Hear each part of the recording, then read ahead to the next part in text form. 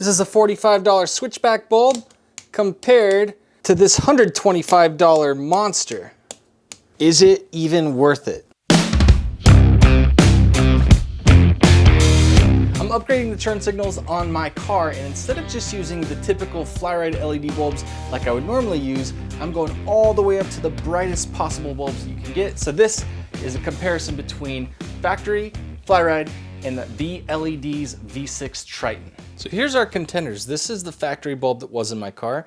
This is the 1157 switchback bulb from FlyRyde and the load resistor that you need so it doesn't hyper flash. And then all of this craziness is the V6 Triton bulb from VLEDs. This is a base for it. That's the dope load resistor that just looks way fancier than that one. And then this monster has all of its little connections.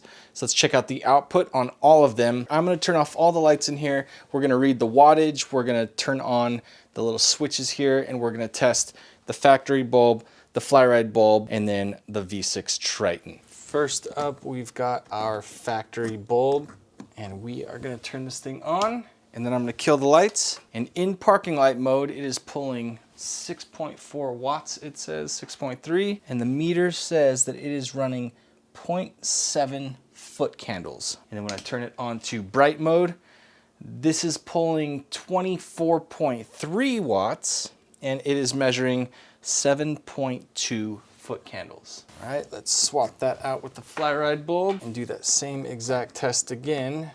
And this time, so this is now 10.3 foot candles and 3.5 watts that it's pulling. And then in turn signal mode, we're getting 7.2 foot candles and 3.9 watts. Ooh. This is pumping out 76 foot candles in running light mode. Ow. And 34 foot candles in turn signal mode. So this is the little meter that I'm using to read all of that, and it's just saying that from that light over there, right now it is picking up on the sensor 1.4 foot candles.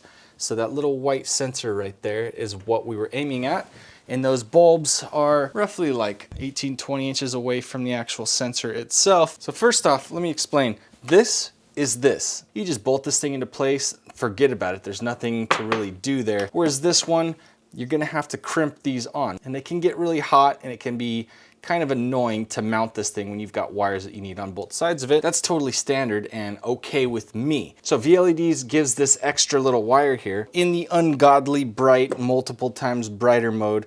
If I hook this thing up to the low beams, then at night when I turn those things on, it's gonna go into nighttime mode. So let's go check them out all on the car now, and then we'll see that side-by-side comparison on the left and the right side of the car. All right, now the first thing I do need to do is I need to throw those load resistors in the taillights. So these have a very different look now because they've been dipped in ZEP, but I don't have any load resistors in the taillights, which means they're gonna hyper flash no matter what. All right, let me grab this stock bulb so I can do a little comparison. Okay, this is a huge difference, and I'm gonna pretend that didn't take me entirely too long to do, but it's a very, very dim glow, and then this is nice and bright. And just remember, those VLED bulbs were way, way, way brighter than these. One nice thing that you can tell too is that this is just going from parking light to turn signal mode, and then this one is that crispy clean on-off signal mode only, with the parking light mode completely disabled. Now this is cool because when you install any of the VLED's bulbs, they don't have anything on the bottom. They're completely universal because every bulb is going to be slightly different for different cars. So sometimes there's little knobs and things that can be in different places. So they actually give you an accessory pack that you can use to make sure that this thing fits your specific lights exactly as it should. So I'm going to fiddle around with these things right now, find the best way that I can get it to kind of mimic this exact setup, and then I'll go ahead and install it, and we'll get that final side by side.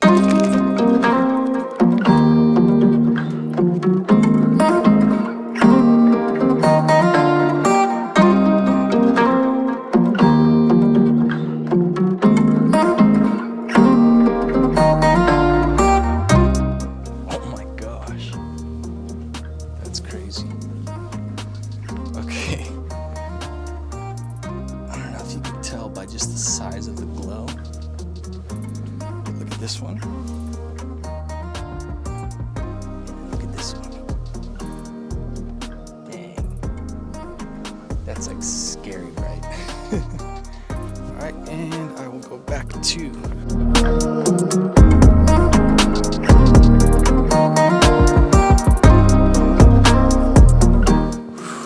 wow, that's like a straight up low beam.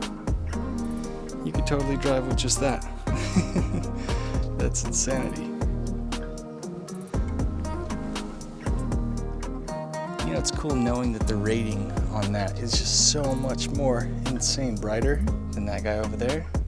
But they still look really good. I'm proud of my little LED bulbs because these things are monsters. That is so insane.